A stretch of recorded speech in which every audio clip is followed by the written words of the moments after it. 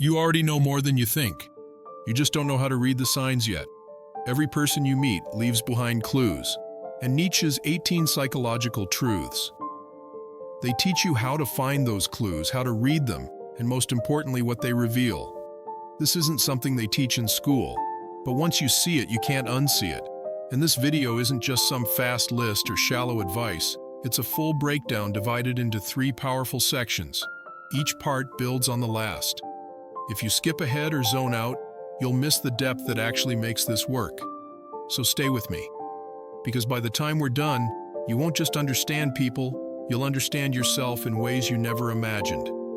Let's start here. From the time you're a kid, you're taught to trust what people say. Words become our currency. But Nietzsche, he warned us, don't be fooled by language. People don't speak from truth, they speak from survival, from ego, from fear. The way someone acts, it's rarely their true self. Most of the time, it's a defense mechanism. Take the person who seems overly nice. Chances are that's not kindness, it's fear of rejection. The one who always seems so confident, they might be falling apart inside, hoping nobody notices. And here's the twist. They don't even know they're doing it. Most people, they're acting in a play they didn't even audition for. Their words, their smile, their tone of voice, all shaped by what helped them survive. This is why you don't need to look for deception. Because most people aren't hiding from you. They're hiding from themselves. Nietzsche once said, "Every profound spirit needs a mask." He didn't mean it as an insult. He meant it as a warning. Don't mistake the mask for the person. Because here's what nobody tells you, people leak the truth constantly. Not through what they say, but in the cracks. When they look away at the wrong moment. When they laugh a second too long. When they quickly change the subject because it hit too close to home. And that brings us to Nietzsche's first psychological truth. 1. Everyone wears a mask to survive. Not because they're fake, because they're scared. People build a version of themselves they hope will be accepted. But no mask is perfect. They slip. So if you want to see the real person, watch for tension. That awkward pause. That sudden change in body language. That's where the truth lives. 2. What someone hates in others reveals what they're hiding in themselves. One of Nietzsche's sharpest observations. It's called projection. If someone's always mocking arrogance, chances are they're insecure about their own sense of self-worth. If they're constantly calling other people liars, they might be hiding something big themselves. Here's the key. We criticize most loudly what we're scared to admit in ourselves. So if you want to understand someone, don't just listen to what they admire. Watch what they hate and ask why. 3. Silence reveals more than speech. Nietzsche didn't believe truth came from talking. In fact, he thought language was often a tool we use to hide from truth. Watch what someone does when the conversation gets real. Do they pause before answering? Do they steer away from certain topics? Do they give overly rehearsed surface-level replies? That's silence. It's loud. A person avoiding vulnerability is telling you everything about what they fear. 4. Excessive virtue is often disguised vanity. Beware the person who constantly announces their moral high ground, the one always correcting others, always preaching, always right. Nietzsche called this the will to power in disguise. Sometimes morality isn't about being good, it's about feeling superior. And the louder someone proclaims their goodness, the more likely it's covering something up. Real virtue doesn't need applause. 5. People don't lie to you first, they lie to themselves. This one changes everything. When someone says, "I'm fine, I'm over it, I don't care," they're not lying to hurt you. They're repeating something they've told themselves so many times they've almost convinced themselves it's true. Nietzsche understood self-deception not as evil, but as a shield. A way to keep functioning when life hurts too much. So the next time someone's story feels off, don't jump to their lying. Realize they've probably been lying to themselves for a long time, and that's what makes reading them possible. Because the inconsistencies, they're where the truth begins to leak through. 6. Where someone feels superior, they're hiding inferiority. This is classic Nietzsche. He believed that superiority is often just overcompensation. Someone constantly reminding you of their success. They're probably scared they're not enough. Someone who casually puts others down. Chances are, they're terrified of being overlooked. Real confidence doesn't compete. It doesn't need to win every conversation. So the next time someone tries to dominate the room, don't see strength. See the child behind the curtain doing everything they can to feel seen. Reading people isn't about judgment, it's about understanding. When someone interrupts too much, maybe they're scared of being forgotten. When someone keeps posting about how happy they are, maybe it's not a celebration, it's a cry for help.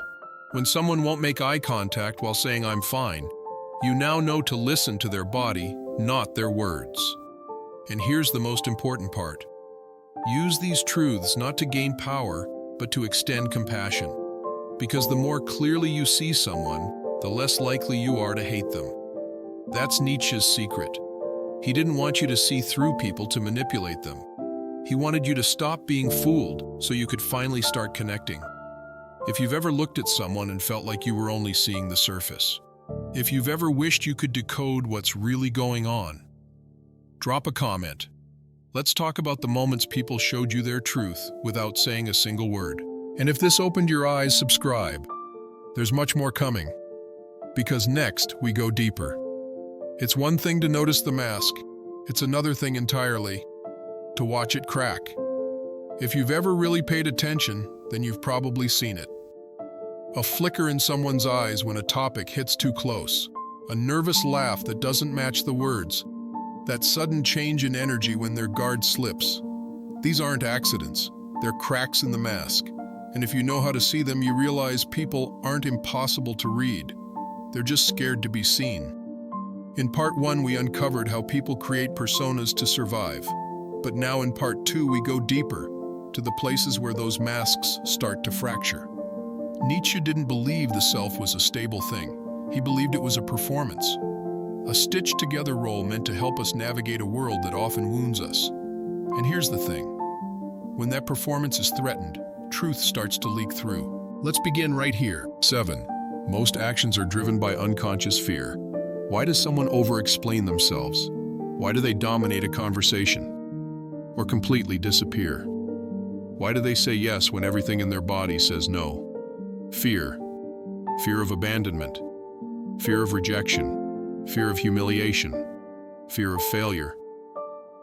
Nietzsche believed people rarely act from pure desire. They act from the fear of losing something.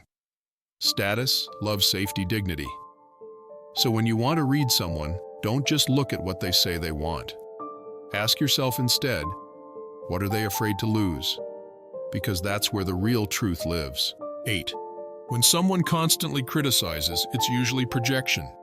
Next time someone is overly critical, listen, not to who they're targeting, but to what they're revealing. The man who mocks emotional people might be terrified of his own emotions. The woman who nitpicks someone's appearance might be secretly ashamed of hers.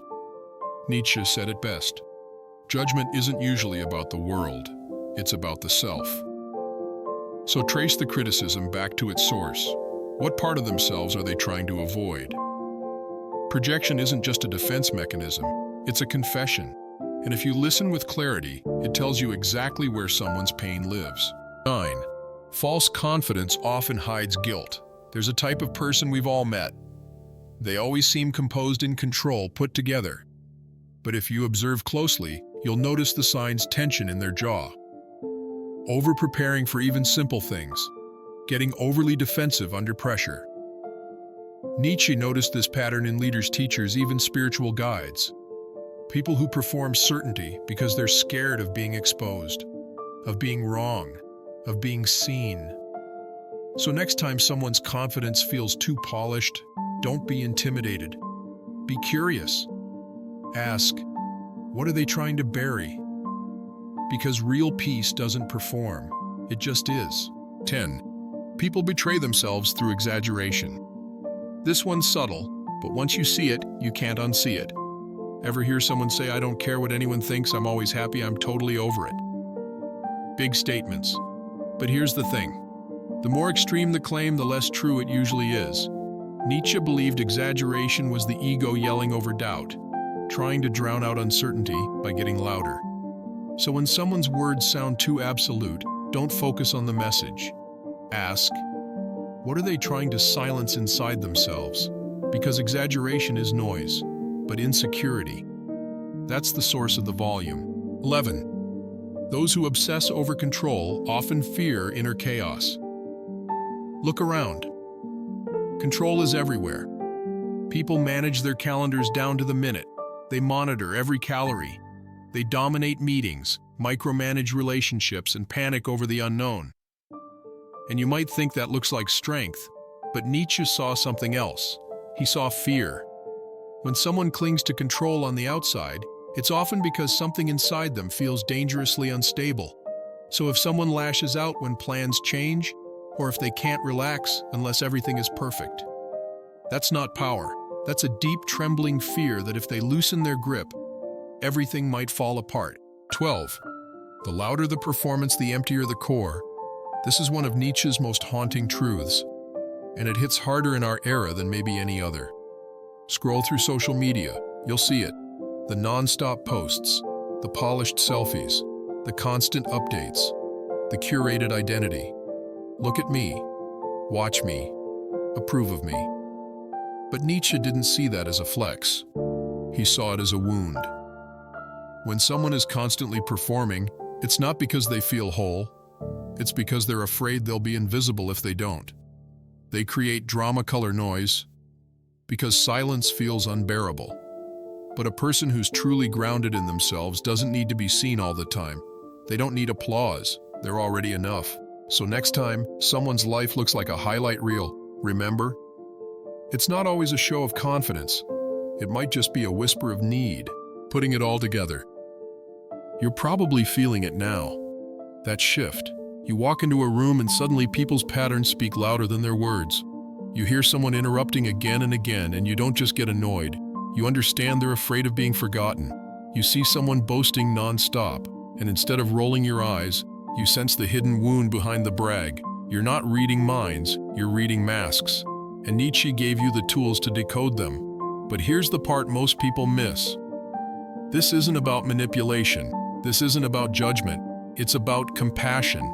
Because once you really see someone, once you notice the child behind the critic, the guilt behind the ego, the fear behind the bully, you stop reacting.